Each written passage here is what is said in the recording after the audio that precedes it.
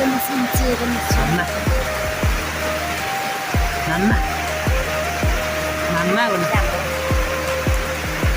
गाउँतिर त पानी परिरहेको छ गाईतिर त पानी परिरहेको छ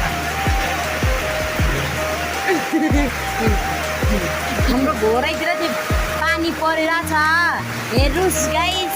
यति धेरै पानी परिरहेछ कि तपाईँको गाउँतिर यस्तो परे के हो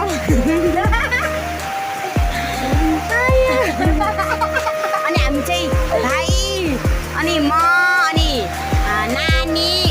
अनि फेरि अनि भावना बहिना छौँ अनि हाम्रोतिर पानी परेको देखाइदिन्छु ल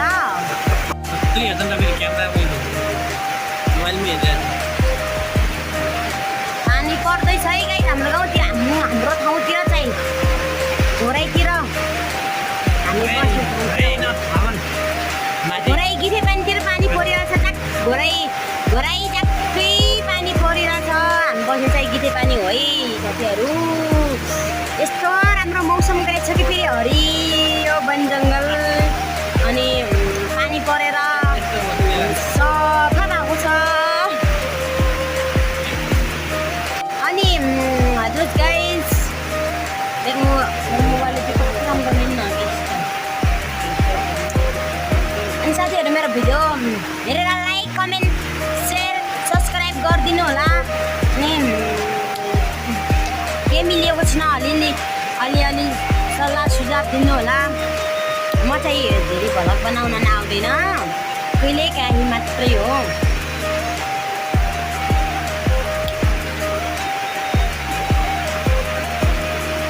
हेलो बेबी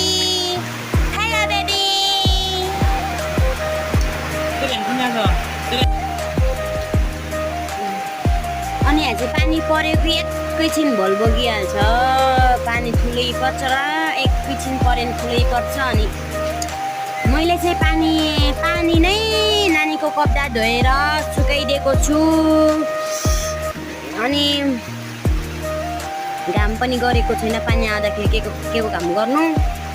पानी नपरेको बेला त घाम गर्दैन पानी परेको बेला कपडा सुकाउन धेरै गाह्रो हुन्छ साथीहरू नानीको कपडाहरू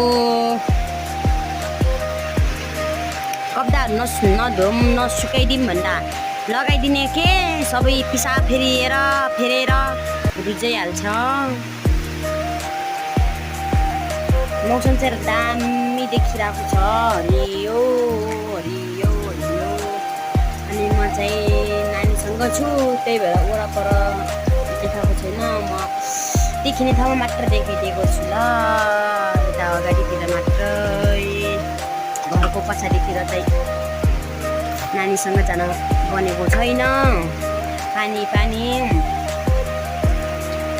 मेरो पहिलो भ्लग हो है साथीहरू के कस्तो छ सल्लाह सुझाव दिनु होला